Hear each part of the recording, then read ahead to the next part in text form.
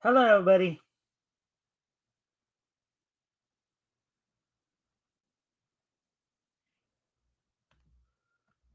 All right, welcome to the Mikestand. Of course, today is Tuesday, March 17th, 2026.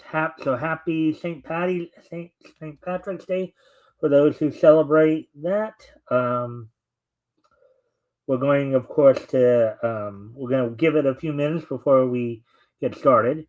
Friendly reminder to everybody, of course, if you haven't already, if you guys can help out by liking and sharing the stream, see if we can get some more friendly people to engage, that'd be appreciated. Also, if anything here grabs your attention, feel free to comment and or ask questions, and I'll try to answer the questions to the best of my ability. Like I said, we're just waiting for people to show up here.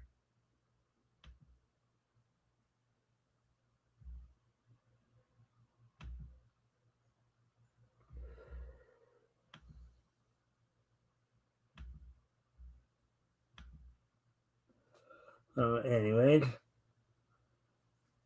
La la la la la la. That's it. Okay. Meet George Jetson. All right, we have 3 people in here now, so I guess good time to talk about what's on tap for tonight. So tonight we're gonna do another profile piece. This time, gonna focus in on one of the most classic animated sitcoms of all time, The Jetsons. We're gonna go over that, and then we're of course going to from there we're going to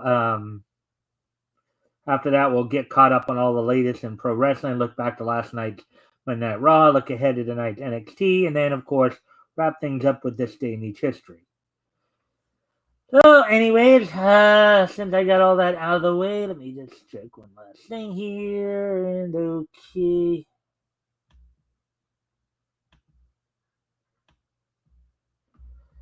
Alrighty then, so now let's go ahead and guess we can go ahead and get started at this point. So I'll go ahead and pull up the material here that we're going to go over tonight. Meet George Jetson. His boy Elroy. Daughter Judy. Jane, his wife.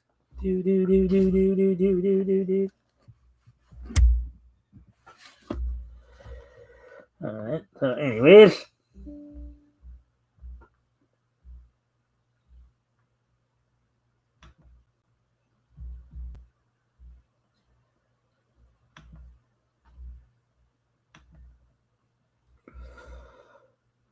Alrighty then. So here we go.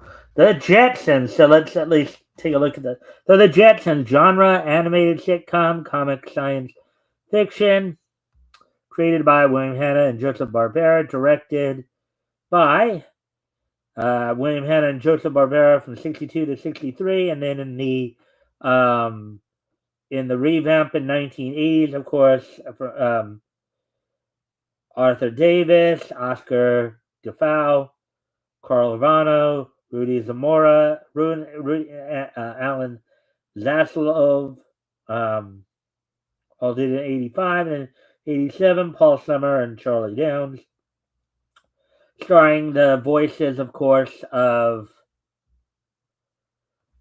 George O'Hanlon, Penny Singleton, Janet Wall, Charles Butler, Mel Blanc, Don Messick, Gene Vanderbilt, and of course Frank Welker was added to the voice cast in the '80s revival. Hoyt Curtin did the music composition. Country of origin, United States. Original language 3. Number of seasons 3. I'm sorry. Original language English. Number of seasons 3. And 75 episodes in total. Executive producers, of course, were Hanna-Barbera. With, of course, Hanna-Barbera. Running time was 22 to 30 minutes.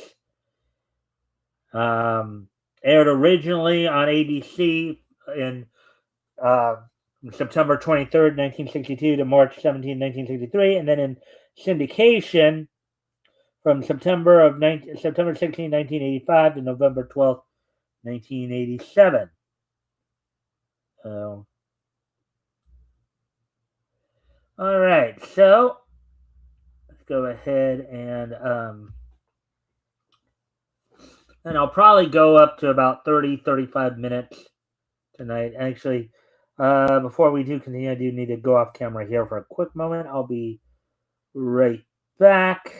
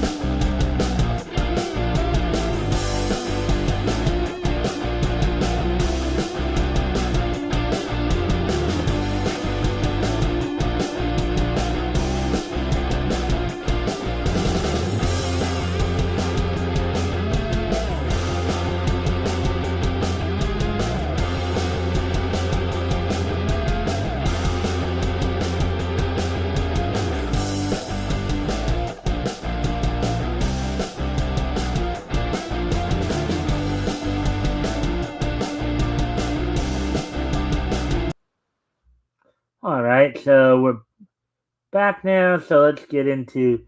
And again, friendly reminder: if you haven't already, this goes for both my Rumble and YouTube viewers. Haven't already, you guys can help out by liking and sharing the stream. See if we can get some more friendly people to engage. I'd be appreciated. Also, if anything here grabs your attention, feel free to comment and/or ask questions. I'll try to answer the questions to the best of my ability. So let's get into this then.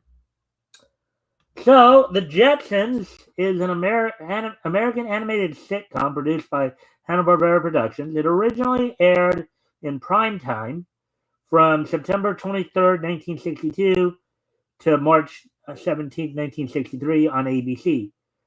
Then later aired in reruns via syndication with new episodes produced from 1985 to 1987. It was Hanna-Barbera's Space Age counterpart to the Flintstones. So many of us probably did grow up either watching it originally in prime time or later on in syndication and, after school or whatever. As we were growing up. So while the Flintstones lived in a world which was a comical version of the Stone Age, with machines powered by birds and dinosaurs, the Jetsons live in a comical version of the Space Age, with elaborate robotic contraptions, aliens, holograms, and whimsical inventions.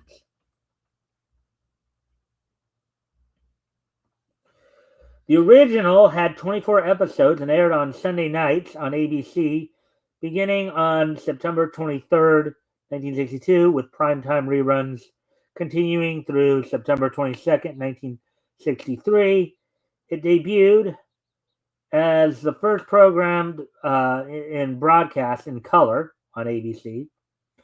Back in the early 1960s, when only a handful of ABC stations were capable of broadcasting in color.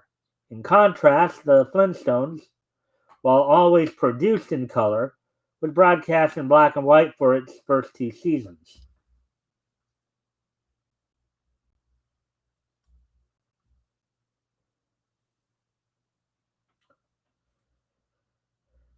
The show was originally scheduled opposite Walt Disney's Wonderful World of Color and Dennis the Menace and did not receive much attention.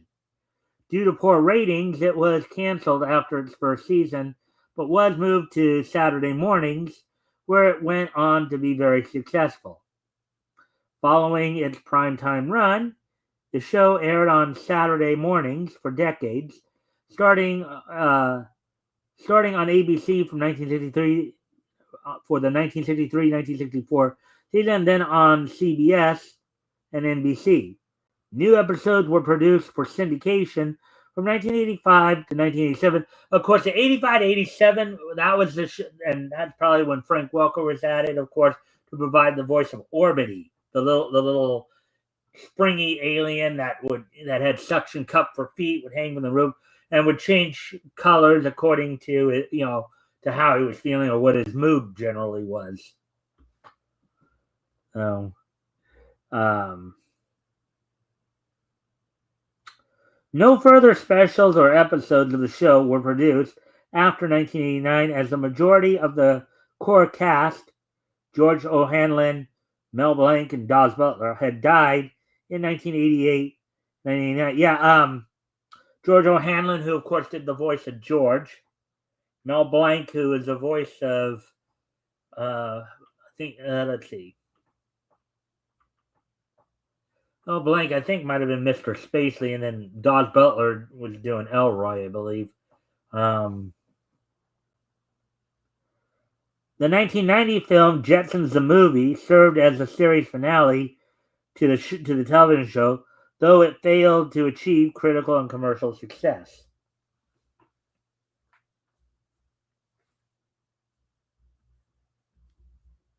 So here's the premise.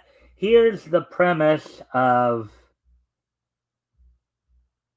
the Jetsons.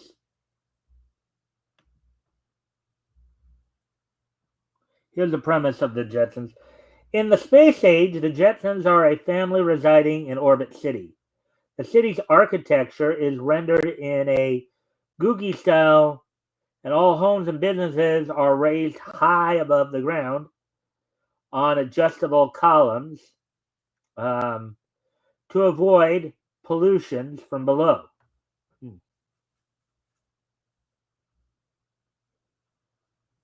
George Jetson lives with his family in the Skypad Apartments.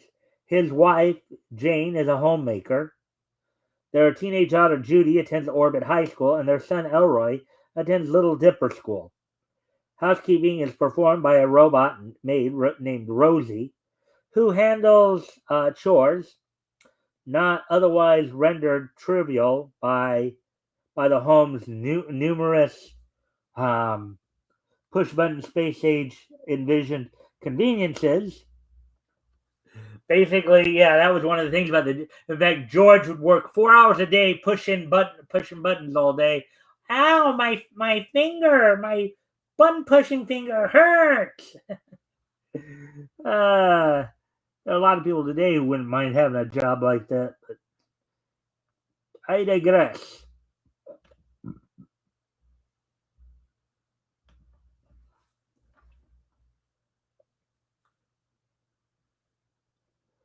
The family has a dog named Astro that talks with an initial consonant mutation in which every word begins with an R, as if he's speaking with a growl. A similar effect would also be used for Scooby-Doo. Okay, Raggy. Raj! I love you, Raj. Raj. I love you, Railroy.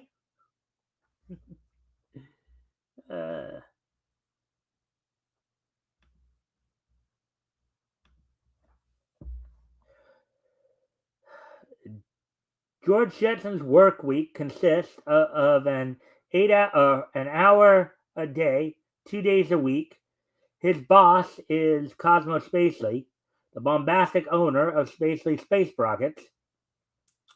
Spacely has a competitor, Mr. Cogswell, owner of the rival company Cogswell Cogs. 1 day a week for 2 days a week. Wow. That's even less than I thought. I thought it was like 4 hours a day with the 5 days a week, but at least the way they presented it, a lot of times it did seem like he was like, but no wonder he could take time off to follow Judy around, like in the episode, like My Date with Jet Screamer, and the other episode that I just recently saw, where she went out with her cousin, who everybody thought was a nerd, but ended up being kind of cool. much to George's chagrin. Owner of the rival Cogswell Cogs, sometimes known as Cogswell's Cosmic Cogs, Jetson commutes to work in an aerocar with a transparent bubble top. Daily life is leisurely assisted by numerous labor-saving devices, which occasionally break down with humorous effects. And I'm sure anybody who's watched the Jetsons over the years has seen those effects numerous times.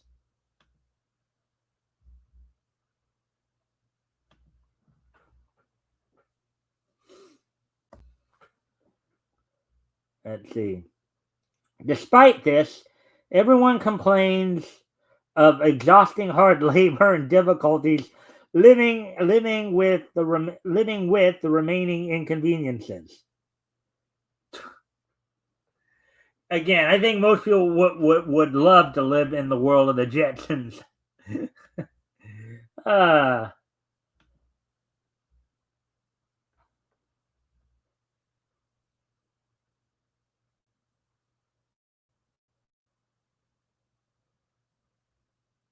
what? Um, Metal, are you was that deliberate right there or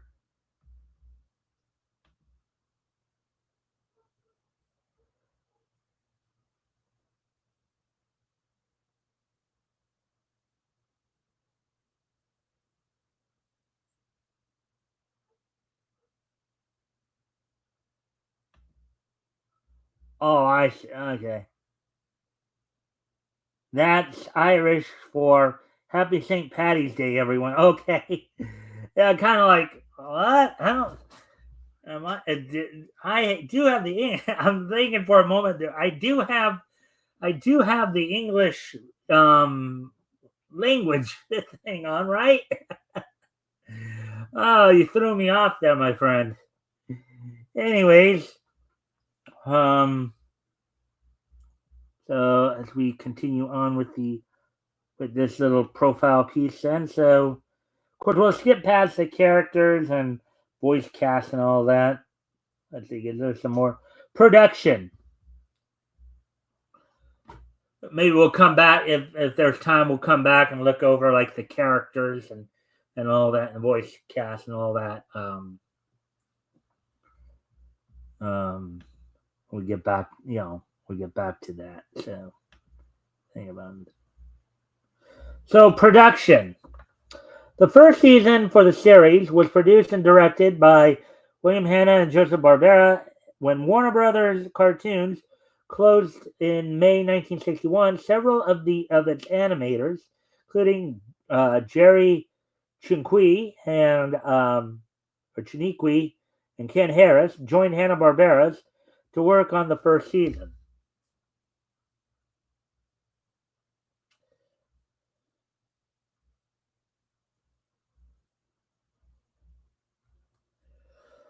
Maury Amsterdam and Pat Carroll controversy.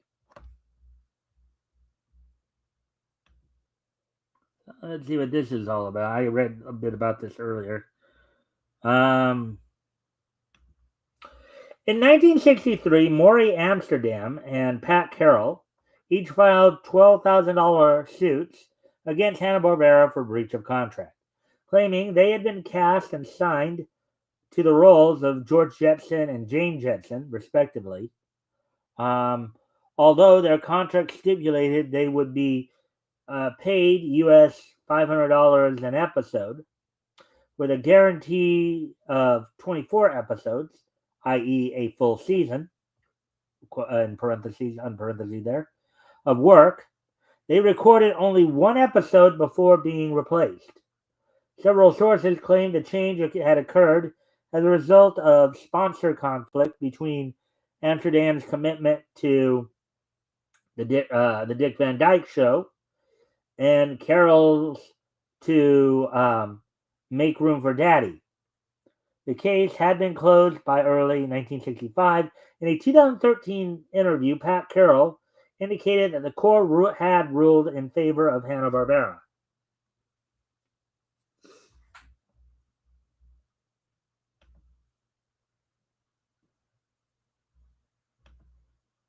So episodes. So in total, of course, there was like 75 episodes. 24 for the first season, which aired from 1962 to 1963 on ABC, and then seasons 2 and 3 in syndication. Season 2 with 41 episodes from September 16th, 1985 to December 13th, 1985, and then 10 episodes from October 19th, 1987 to November 12th, 1987. Let's look here what more they have to say on this.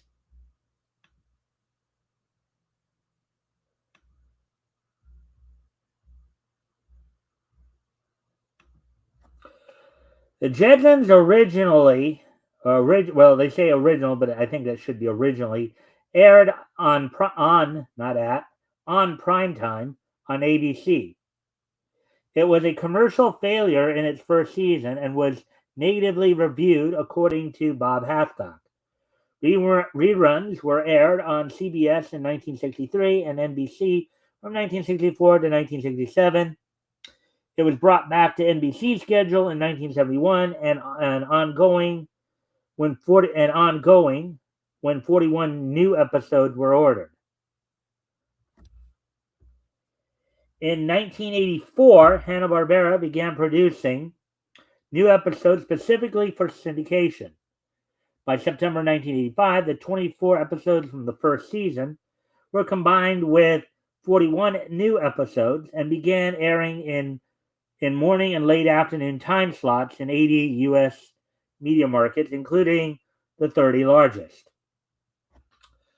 I'm sure many of us grew up watching the Jetsons in that way or another. The 41 new episodes were produced at a cost of $300 each and featured all of the voice actors from the 1962-1963 show. During 1987, 10 additional quote-unquote season 3 episodes were also made available for syndication. Broadcast history.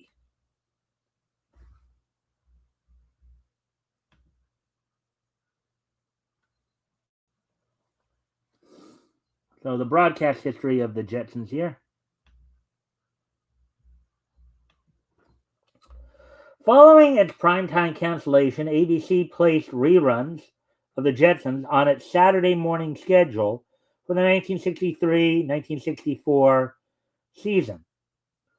So basically within the same year that they were within the same TV season that it was the next season. That's right, because it was 62 to 63, and then I guess the following season they put it on the Saturday morning schedule.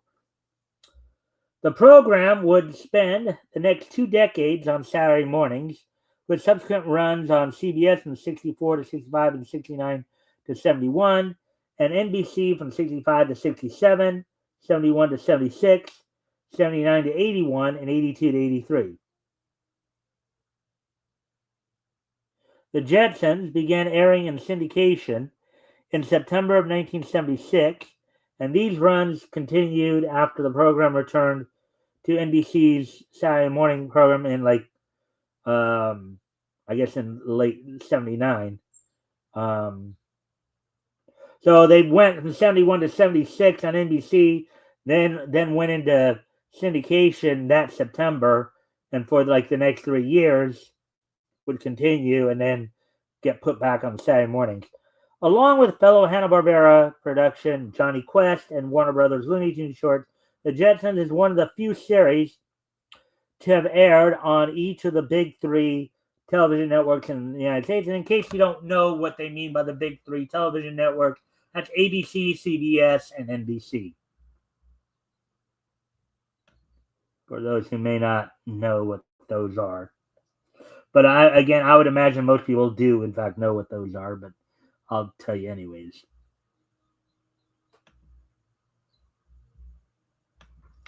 The Jetsons were also aired on MeTV. And currently, of course, they are on MeTV Tunes weekdays at weekdays at I believe it's 6:30 Eastern, 5:30 or maybe it's, let's see. Yeah, I think it's like, yeah, I think they might, well, let's see. Yeah, I think they might be, actually it might be 6 p.m. Eastern, 5 Central, 3 Pacific on weekdays, and then on weekends, of course, it's still at 7 p.m. Eastern, 6 Central, 4 Pacific on MeTV Tunes. Theme song. The series theme song by composer Hoyt Curtin became a pop hit in 1986.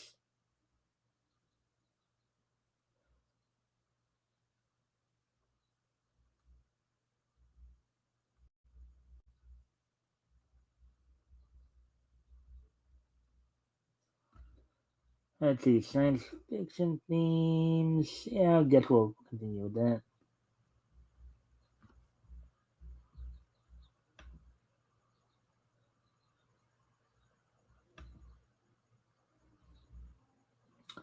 Science fiction themes.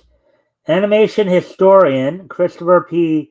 Lehman um, considers that the series shares its main science fiction theme with Wonderful Suburbia, 1962, a modern Madcaps animated short.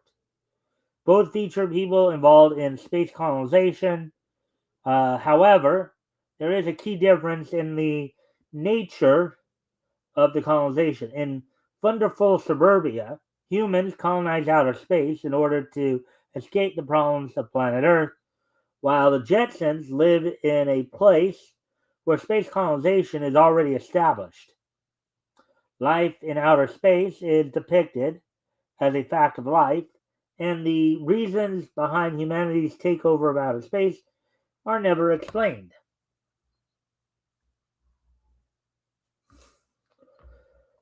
Layman, now remember, this is all during the space age, so you also had Star Trek coming out a few years later after this, too. So, Layman argues that the series offers no explanation for its science fiction premise and does not directly satirize the social problems of any era.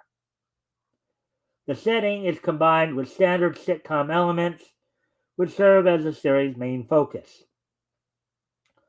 Smithsonian's Matt Novak, in an article called, quote, Why the Show Still Matters, unquote, asserts, today the Jetsons stands as the single most important piece of 20th century futurism, unquote. Novak continues, quote, It's easy for some people to dismiss the Jetsons as just a TV show, and a lowly cartoon at that.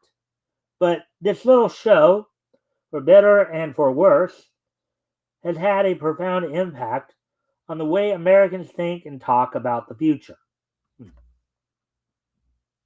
That's an interesting statement there.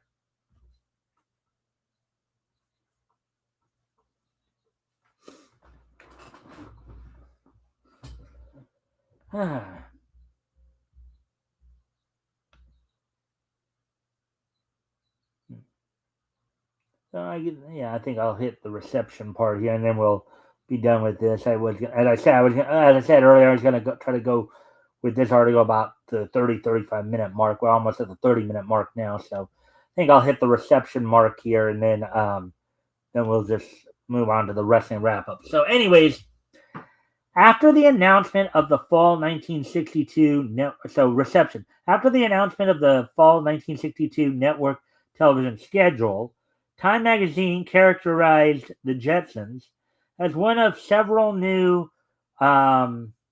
situation comedies, along with the Beverly Hillbillies, I'm Dickens, He's Fenster, and Our Man Higgins, That was, quote, stretching further than ever for their situations, unquote. After all the season's new shows had premiered, a season, quote, responding to Minot's exhortations, unquote, the magazine called the series, quote, silly and unpretentious, corny and clever, now and then quite funny, unquote. Almost all of the new sitcoms disappeared at the end of the season. Only the Beverly Hillbillies would be renewed for new seasons in 1963 and 64, while the Jetsons would continue in Saturday morning reruns, eventually leading to its 1980s revival. So the Jetsons did have success when it was moved to Saturday morning. Initially, wasn't you know as like in a situational comedy geared towards adults, it didn't go over so well. But as a Saturday morning cartoon for kids, it obviously worked. Probably to some of the classic elements there.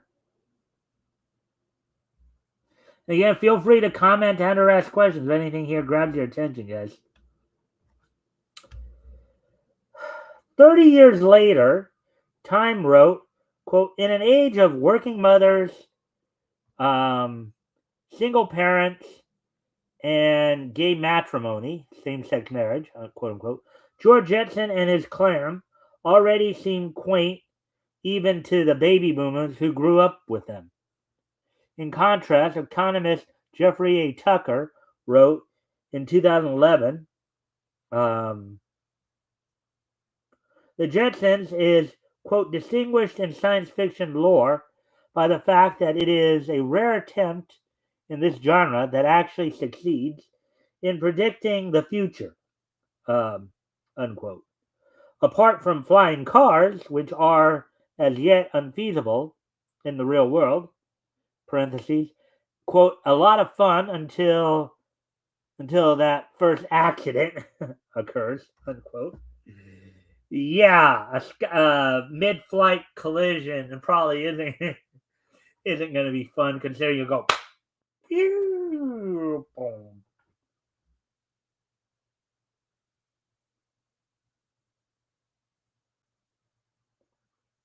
Much of the technology of the Jetsons has become commonplace. People now communicate via video chat on flat screens. Um, of course, which flat screen TVs today as well, and of course, many of us who stream, know this technology all too well. Obviously, um, Metal and I in particular.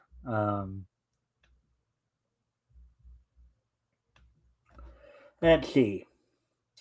Domestic robots such as the Roomba are widespread, um, and various high-tech devices are used for leisure. Tucker notes that the Jetsons depicts neither a grim dystopia nor an idyllic utopia, but rather a world where capitalism and entrepreneurship still exist, and technology has not changed fundamental elements of human nature.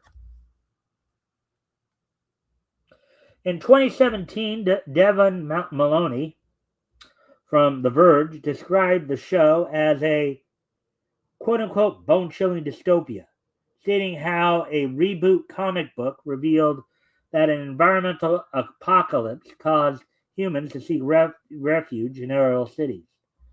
Maloney also notes the lack of people in color in the show and theorizes how discrimination against impoverished groups and developing countries could have taken place, stating, quote, though long held up as a quintessential utopia, the Jetsons is a perfect dystopia built on the corpses of billion strong underclass and deemed unworthy of a life. And of course, you get some liberal like dissing anything from anything traditional because it's they want to play victim or something like that. So, anyways, so that's all I got on the Jetsons profile tonight. So we'll get ready to move on to the wrestling wrap up. We just got WWE stuff to go over tonight. Usually when I would assign like the TNA tag to my tags, it was usually because, of course, you had TNA wrestlers on NXT, which you still do, but they haven't been, that crossover bit hasn't been used as much. So now it's just WWE news now on Tuesdays. So, anyways, with that being said, let's go ahead and talk about what happened on last night's Monday Night Raw, and then look ahead to tonight's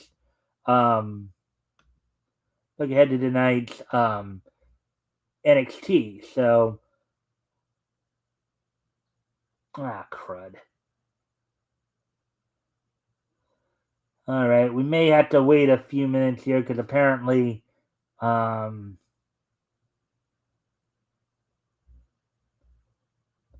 apparently Cage Match is being a little jerky right now.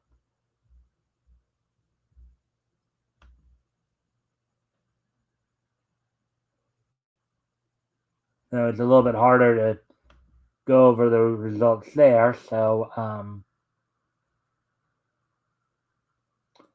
go back there.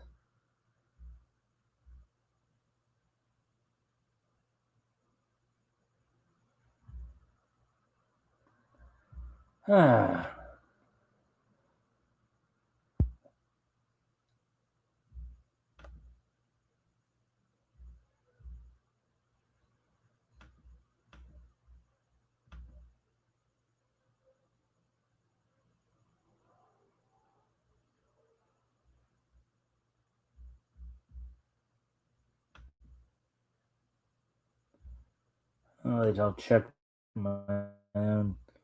Let's try to clear up my own emails here.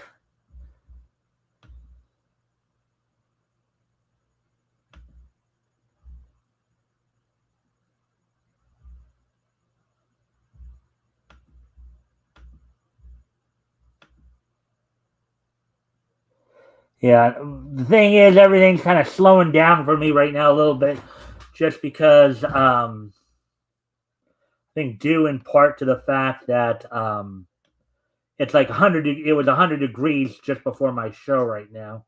So here in Southern California, so dealing with that a bit here.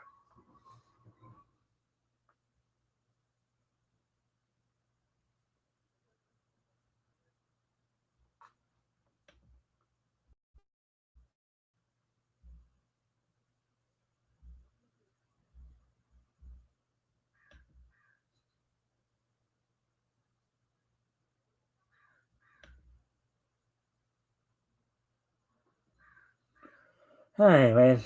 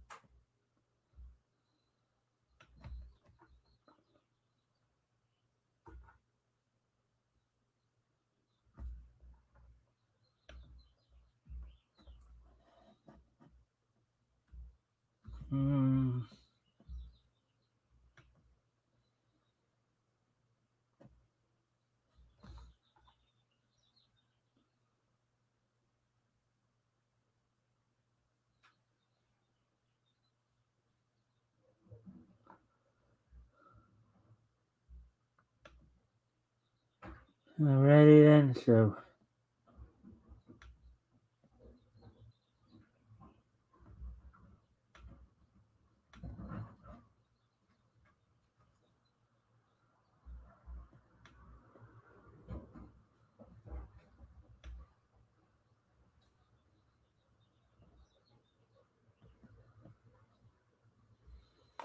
Alright, so I'll try again in a few minutes here, but what I am going to do is I'm going to move on to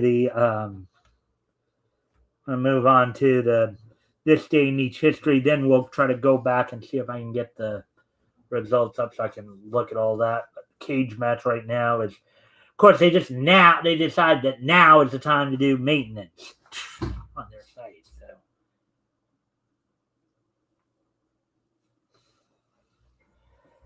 All right, so today is Tuesday, March the 17th, 2026. So let's go ahead and take a look back at this day in each history. History! So 2021, 2001.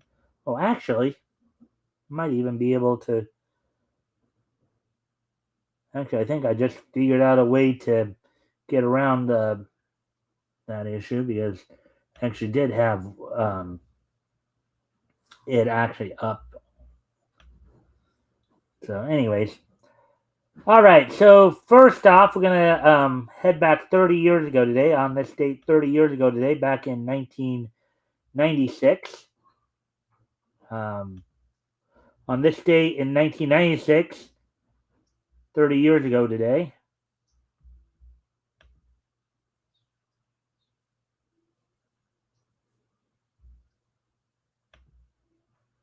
The Simpsons episode The Day the Violence Died, his first broadcast, guest starring Kirk Douglas, Suzanne Summers, and Jack Sheldon.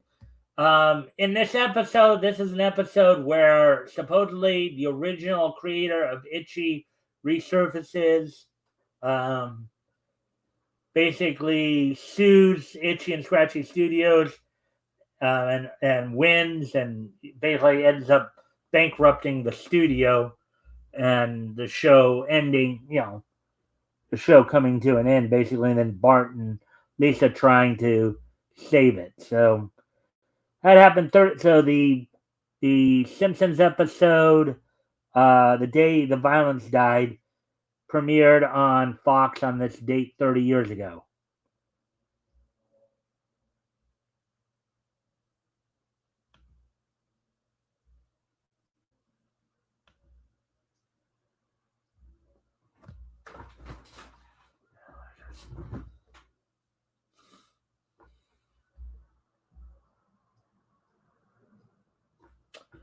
All right, so next up, on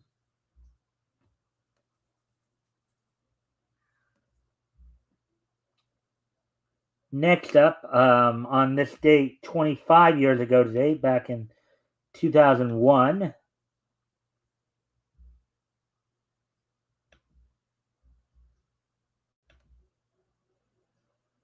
XPW, known fully as Extreme Pro Wrestling,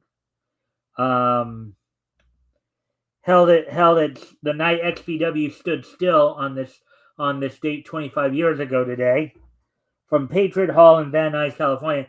Now, for context here, XPW was basically a kind of a West Coast version of ECW. They were kind of a hardcore federation, which started up in 1999 by hardcore porn producer Rob Black, with an even more mature product than ECW, as ECW was winding down. some of the talent from ECW would, of course, start working these shows as well around this time.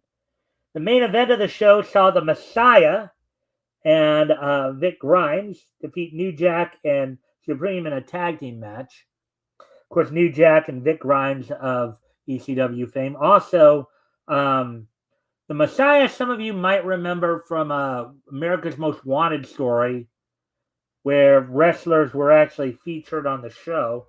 And I think Undertaker was also part of that show back in around that time. But anyways, so the main event saw Messiah defeat Messiah and Vic Grimes defeat New Jack and Supreme. Sabu, the legendary Sabu, the homicidal, suicidal, genocidal maniac, retained the XPW World Heavyweight title in a three-way dance over former WCW Cruiserweight star Juventud Guerrera and Chaos. Big Dick Dudley wrestled twice on the night of the Dudley Clan as he defeated Crack earlier in the night and lost to Pogo the Clown. Steve Rosano defeated the Eliminator John Kronos, one half of the Eliminator tag team.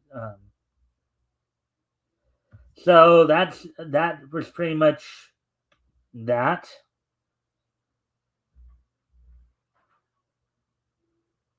And now, moving ahead to the year 2021.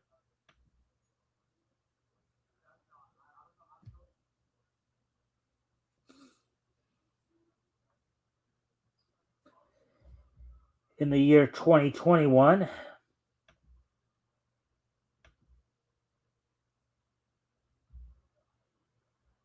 five years ago today,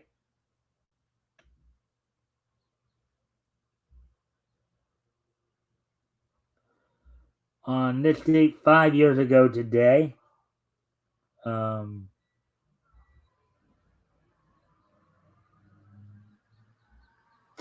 this date 5 years ago today, the fifth and final issue of Kick-Ass versus Hit Girl from Image Comics went on sale on this date 5 years ago today.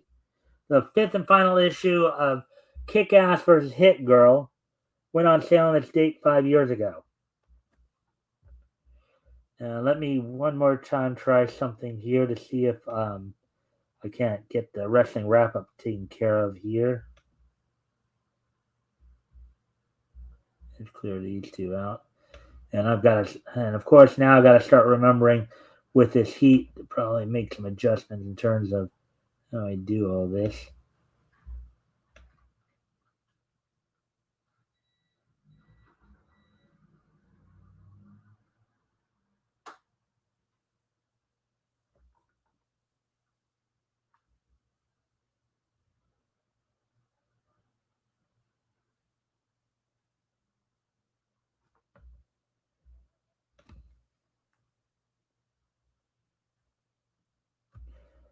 Alrighty then, so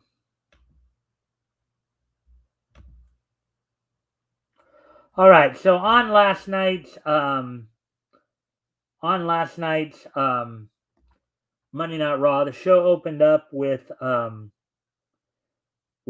Brock Lesnar coming out to confront Seth Rollins, in which he basically decimated all of Rollins' masked men.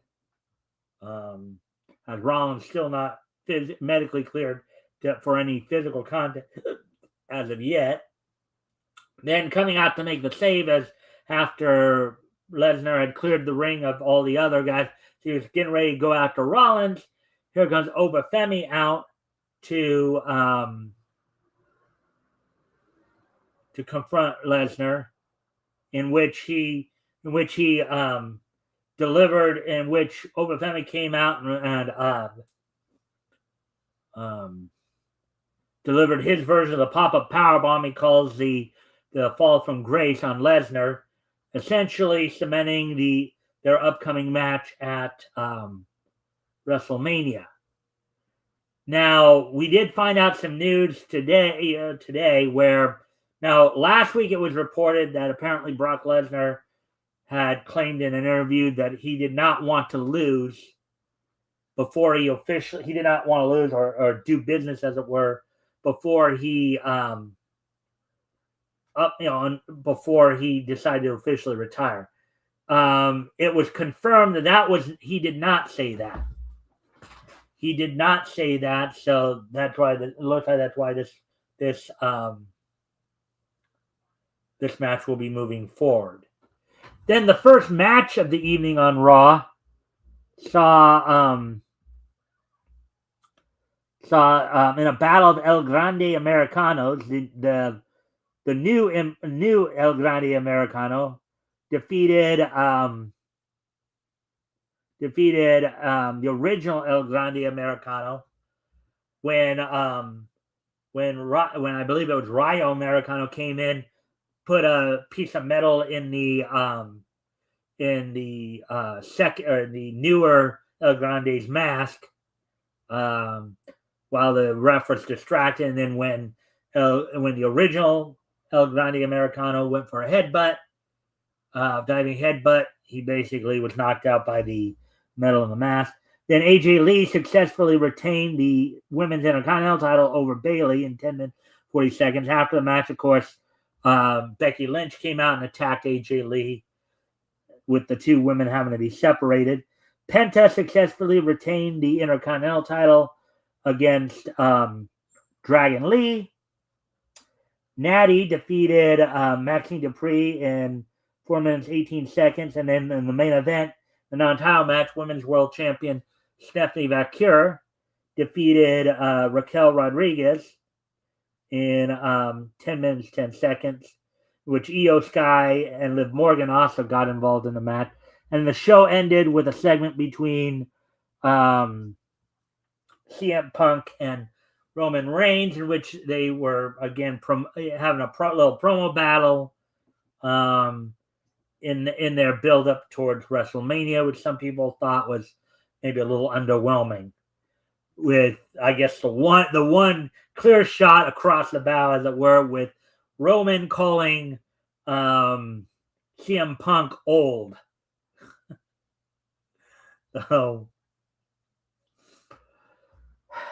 So anyway, so now moving on to look ahead at tonight's NXT.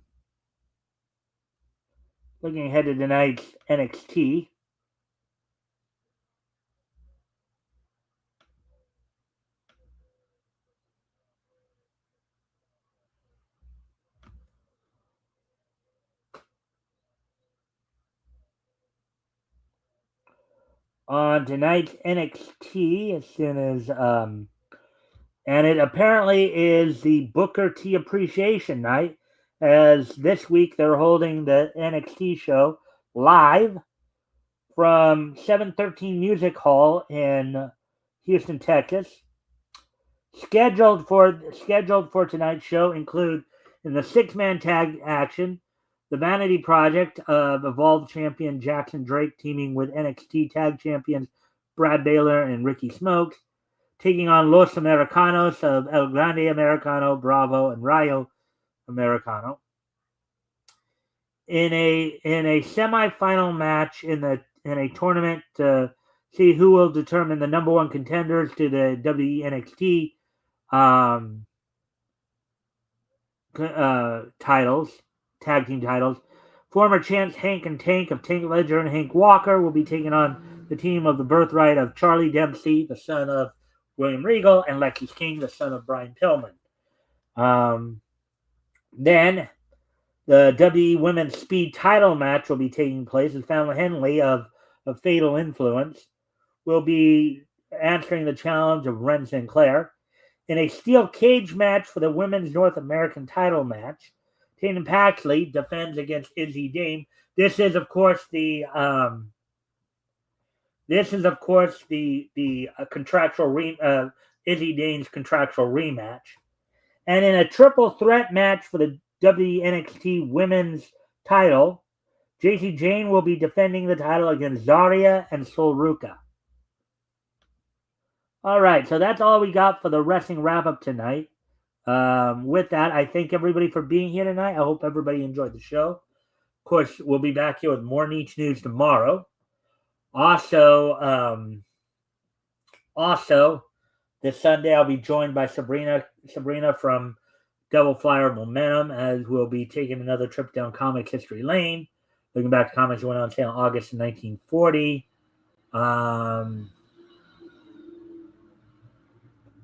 So with all that, and I believe it will be sent. I thought it was Columbia, but I think it'll be Centaur that we'll be actually looking at. So, but anyways, I'll know more tomorrow because I'll look into all that tomorrow morning.